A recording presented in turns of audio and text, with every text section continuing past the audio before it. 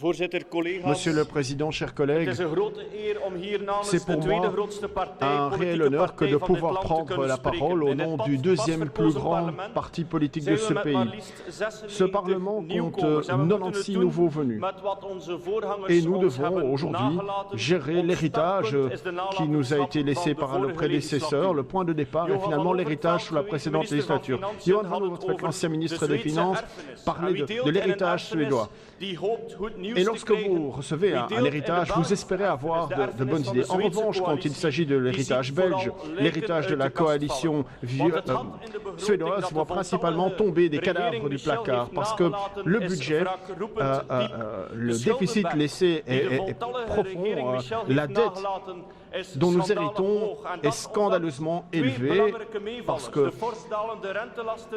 nonobstant deux effets d'aubaine importants, la charge d'intérêt qui a diminué, une conjoncture favorable. Rappelez-vous les déclarations Xiaomi de monnaie, il fallait mettre le communautaire au frigo, il fallait se concentrer sur le rétablissement des finances publiques et c'est précisément cet assainissement qui aujourd'hui est le point faible de l'action du précédent gouvernement.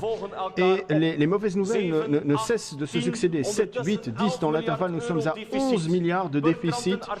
Chaque publication dans la presse faisait état d'augmentation. 11 milliards d'euros, c'est un montant gigantesque, mais ces 11 milliards ne sont finalement que le début, puisque le vieillissement va s'accentuer sous cette législature. Les dépenses pour les pensions et les soins de santé vont continuer à augmenter, mais il faut bien se rendre compte que dans les années qui vont suivre, le rythme de ces dépenses va encore s'augmenter. D'ici la fin de cette législature, il faudra encore ajouter 5 milliards sur base annuelle. Les investissements publics dans ce pays totalement usé jusqu'à la corde accusent un retard manifeste par rapport au reste de l'Europe. Au niveau des investissements publics, si nous voulons atteindre la moyenne européenne, il faudra trouver 4 milliards de plus chaque année. Ces 11 milliards d'euros ne sont donc finalement que le point de départ. Dans les prochaines années, il faut s'attendre à ce que des dizaines de milliards d'euros viennent s'ajouter à ces montants.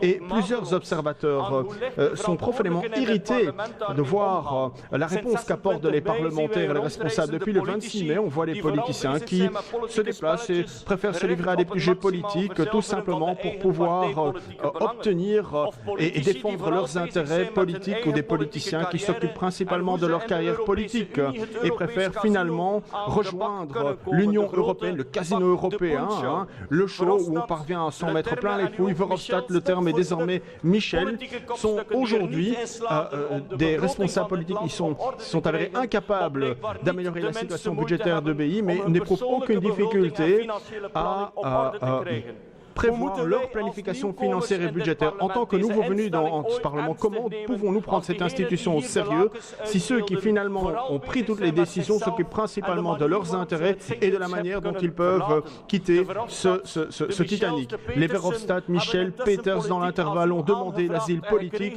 et obtenu l'asile politique en Europe. Après nous, le déluge. Et sans nouveau budget, qui est au cœur de l'accord de gouvernement et qui constitue le fondement de toute politique, ce gouvernement résiduaire n'a finalement rien à nous dire, n'a rien à venir présenter au Parlement. Le Parlement doit pleinement jouer son rôle. Nous avons la responsabilité professionnelle pour exercer notre fonction. Le gouvernement résiduaire a demandé la semaine dernière au comité de monitorage de rédiger un rapport sur la situation budgétaire. Eh bien, dès que ce rapport sera disponible, à la fin du mois de juillet, le Vlaams Belang souhaite que la commission des finances se réunissent immédiatement pour pouvoir évaluer la situation dramatique. Le Parlement doit dans les prochaines semaines et dans les prochains mois jouer pleinement son rôle législatif. Le précédent gouvernement a tout simplement et sans honte transmis la facture à nos enfants et nos petits-enfants. Eh bien, chers collègues, nous ne pouvons pas à nouveau commettre cette même erreur. Et j'ai entendu l'intervention du collègue Leysen la semaine dernière. Et dans la mesure du possible, nous devons ici lancer toute une série de réformes, examiner des pistes et élaborer des propositions, quelle que soit l'origine de ces propositions, par-delà les clivages des partis. C'est notre devoir, c'est pas uniquement le droit de cet hémicycle. En commission, j'ai déjà formulé une série de propositions. Tout d'abord, qu'en est-il de l'étude promise par Van Overtvelt concernant le coût de la migration? Différents pays dont la Norvège ont fait comptabiliser le coût que cela représentait pour la société. Le bureau du plan néerlandais a également effectué effectué des calculs et la conclusion est sans appel, très claire, je cite, « Quelles que soient les catégories d'âge, les immigrants sont un facteur qui alourdit la situation des finances publiques. » Fin de citation. Un rapport récent des autorités norvégiennes arrive à une conclusion similaire. C'est la raison pour laquelle le Vlaams Belang peut rapidement faire ses comptes. Nous voulons que l'argent public ne soit plus simplement attribué aux demandeurs d'asile, mais conservé pour nos pensions, pour nos personnes, pour notre soin de santé, pour nos travailleurs, pour nos entrepreneurs, pour les personnes âgées et pour notre sécurité. Ensuite, deuxième proposition, vous savez que tous les partis politiques ont fait comptabiliser avant les élections, ou ont fait calculer le montant, le coût des points de leur programme électoral. Nous avons fait calculer le coût d'une période d'attente pour la sécurité sociale pour les nouveaux venus. D'après le bureau du plan, cela permettrait de réaliser une économie de 1,5 milliard d'euros dans le budget. Et plus nous durcissons la mesure, cela peut même rapporter 5 milliards d'euros sur base annuelle. Et donc nous tendons la main aux autres formations politiques pour pouvoir mettre en œuvre concrètement cette mesure. D'ailleurs, c'est une politique gouvernementale qui est menée en Autriche et au Danemark. Et enfin, je constate avec la ministre qu'il y a un dérapage budgétaire en raison de la contribution à l'Union européenne. Mon parti a fait chiffrer ce montant. Nous sommes, les Flamands sont ceux qui payent le plus aux autorités européennes. Ils payent chaque année 2,4 milliards d'euros à l'Europe, soit 600 euros par actif en Flandre. Et pire encore, après le Brexit, ces montants devraient encore augmenter. Une remise de quelques pourcents sur la cotisation ou la contribution à l'Union européenne peut déjà permettre de réaliser une économie de quelques centaines de millions d'euros dans notre budget. Des pays comme le Danemark, les Pays-Bas, la Suède ont pu négocier des remises considérables pour leurs citoyens, mais pas nous. Les partis flamands n'ont jamais pu obtenir quelque remise que ce soit. Nous étions et nous sommes encore toujours représentés au niveau européen par des bonzes qui disposent de propriétés en Toscane et qui jouent les sponsors des institutions européennes dispendieuses sur le compte des contribuables flamands. Nous sommes toujours là lorsqu'il s'agit bien sûr d'obtenir des nominations au haut niveau en Europe, mais jamais là lorsqu'il s'agit de défendre les intérêts des citoyens flamands. Alors, 3 propositions concrètes par rapport aux amendements que nous avons déposés par rapport à ce budget d'urgence. Je pourrais être bref. Les budgets dans ce pays doivent payer de plus en plus. Les factures sont de plus en plus élevées. Les factures énergétiques ont également augmenté. Les accises également. Les factures des maisons de repos également. Alors que le travailleur dans ce pays doit payer de plus en plus, l'argent continue tout simplement à aller à la Maison Royale au lieu de continuer à extorquer le contribuable. Vous devez mettre un terme au flux financier vers le Palais Royal. Et chers collègues, la majorité de ce Parlement entend supprimer le Sénat.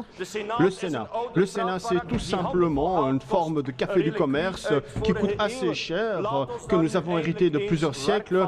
Supprimons le Sénat. Et enfin, pour terminer, chers collègues, permettez-moi encore d'évoquer les nombreux millions qui vont à l'accueil des demandeurs d'asile. Et j'ai entendu l'intervention du collègue Lachart en commission lorsque la semaine dernière il a évoqué une responsabilité collective. Effectivement, je pense que nous pouvons parler d'une responsabilité collective, mais alors une responsabilité qui incombe au gouvernement Michel de l'époque. Lors du Conseil des ministres du 28 septembre 2018, à la demande du ministre Jambon et du secrétaire d'État, ce sont près de 2224 places qui ont été ouvertes, alors que ces places auraient finalement dû être supprimées. Le 15 novembre 2018, le cabinet Franken a fait savoir que près de 1500 places supplémentaires devaient encore être créées. Les chiffres en matière d'asile démontrent que ces derniers mois, les noms des ministres ont peut-être changé, mais la politique est restée identique. Ce pays était, est et demeure tout simplement un pôle d'attraction pour toute une série de réfugiés. Le petit jeu politique entre le VLD et le NVA à la veille et après les élections ne permettront jamais de compenser l'incapacité à agir pendant 5 ans. C'était une succession de reproches, je dirais, durant la deuxième moitié de l'année 2018. Sous le secrétaire d'État Franken, le nombre de demandes d'asile avait diminué en Europe alors que ce nombre continue à augmenter en Belgique. Ce n'est bien sûr pas surprenant, chers collègues, étant donné que le durcissement indispensable de la politique d'asile et d'immigration belge, contrairement à ce que nous avons pu voir dans d'autres pays européens, ce durcissement est toujours resté lettre morte. Pas de tweets, de campagnes sociales ou des bureaux publicitaires qui pourraient cacher cela, les mesures qui pourraient avoir un impact, comme je l'ai dit, comme une politique d'éloignement ferme terme, un durcissement du regroupement familial et un accès limité à la sécurité sociale. Voilà des mesures qui n'ont toujours pas été prises. Monsieur le Président, j'espère que nous pourrons avoir un débat à ce sujet au Parlement. Vous comprendrez que mon groupe votera contre ce projet de loi. Je vous remercie.